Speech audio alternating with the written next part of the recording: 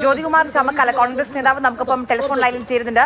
ശ്രീ ജ്യോതികുമാർ ചാമക്കാല, താങ്കൾ നിലമ്പൂരിൽ തന്നെയാണ് ഉള്ളതെന്ന് ഞാൻ മനസ്സിലാക്കുന്നു. എന്താണ് ശരിക്കും ഇന്നലെ അവിടെ സംഭവിച്ചത്? രണ്ട് ജനപ്രതിനിധികൾ, അതിലൊരാൾ KPCCയുടെ വർക്കിംഗ് പ്രസിഡന്റും മറ്റേയാൾ യൂത്ത് കോൺഗ്രസിലെ സംസ്ഥാന അധ്യക്ഷനും. ഒരാൾ MP ആണ്, ഒരാൾ MLA ആണ്. ഈ രണ്ടുപേരിൽ ഒരാൾ വാഹനം ഓടിക്കുന്നു. അവർ സ്വാഭാവികമായി UDYF-ന്റെ മീറ്റിംഗ് ഇലക്ഷൻ കമ്മിറ്റി ഓഫീസിൽ വിളിച്ചിരുന്നു. അതുമായി ബന്ധപ്പെട്ട പ്രവർത്തനം നടന്നുകൊണ്ടിരുന്നത്.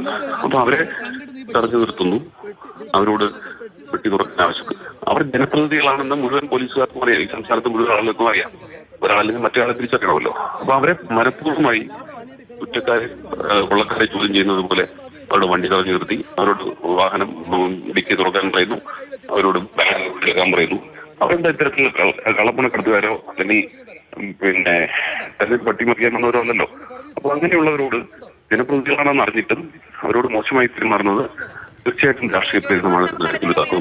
തെരഞ്ഞെടുപ്പ് സമയത്ത് ബോധപൂർവമായ ഒരു നീക്കം, ഒരു ഏകപക്ഷീയമായ നീക്കമായിട്ട് തോന്നുന്നുണ്ടോ?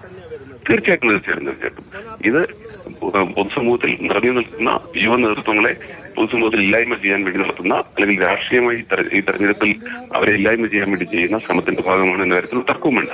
കാരണം ബോധ്യപ്പെട്ടിട്ടും നിങ്ങൾക്കറിയില്ല എന്ന് പറഞ്ഞതിനകത്ത് ഒരു അർത്ഥവുമില്ല.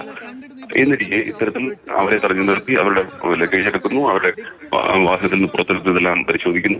വളരെ ദൗർഭാഗ്യകരമായ സാഹചര്യമാണ് ഉണ്ടായിട്ടുള്ളത്. ഒരിക്കലും അംഗീകരിക്കാൻ കഴിയുന്ന കാര്യവുമില്ല.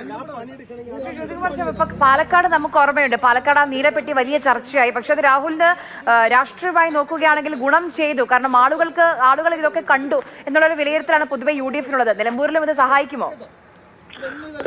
ഇതൊക്കെ ജനങ്ങൾ കണ്ടുകൊണ്ടിരിക്കട്ടെ. ഇത്തരത്തിൽ ജനപ്രതിനിധികളെ പൊതുസമൂഹത്തിൽ അവഹേളിക്കാൻ ശ്രമിക്കുന്ന സർക്കാരിന്റെ ഭാഗത്തുള്ള നടപടികൾക്കെതിരായിട്ടുള്ള പ്രതികരണം സ്വാഭാവികമായി ഉണ്ടാകും. ഞങ്ങളെ സംബന്ധിച്ച് ഞങ്ങൾ ആരും അങ്ങോട്ട് എന്താ പരിശോധിക്കില്ല, ഞങ്ങളെ പറഞ്ഞു നിർത്തുന്നു പറ്റുന്നതല്ലോ. അപ്പൊ ഇത്തരത്തിൽ പോലീസിന്റെ ഭാഗത്തുനിന്ന് എന്തുമാത്രം സർക്കാർ എന്തുമാത്രം വിരളിക്കൊണ്ടിരിക്കുന്നു ഈ തെരഞ്ഞെടുപ്പിൽ എന്നതിന്റെ ഏറ്റവും ഒടുവിലത്തെ ഉദാഹരണമാണ് ഇപ്പോൾ സംഭവിച്ചിരിക്കുന്നത്. അതും അതേ ഇൻസിഡന്റ് അതുപോലെ തന്നെ അതിന്റെ തനിയാവർത്തനം ഉണ്ടാകുന്നു എന്ന് പറയുമ്പോൾ എന്താണ് ഈ സർക്കാർ ലക്ഷ്യം വെക്കുന്നതെന്ന് നമുക്ക് ബോധ്യപ്പെടുകയാണ്.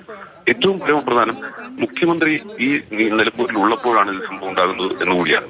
മുഖ്യമന്ത്രി ഇന്നലെ നിലമ്പൂരിൽ ഉണ്ടായിരുന്നല്ലോ, ഇന്നുകൊണ്ടെന്നാണ് ഞാൻ മനസ്സിലാക്കുന്നത്. ഏതായാലും മുഖ്യമന്ത്രി നിലമ്പൂരിലുള്ള സമയത്ത് തന്നെ ഇത്തരത്തിൽ തെരഞ്ഞെടുപ്പിന്റെ മറവിൽ, തെരഞ്ഞെടുപ്പ് പരിശോധനയുടെ മറവിൽ ജനപ്രതിനിധികളെ പൊതുസമൂഹത്തിൽ അപമാനിക്കുന്നത് ഒരു കാരണവശാലും അംഗീകരിക്കാൻ കഴിയുന്ന കാര്യമല്ല. ശരി, വളരെയധികം നന്ദി ശ്രീ ജ്യോതികുമാർ ചാമക്കാല സംസാരിച്ചതിന്.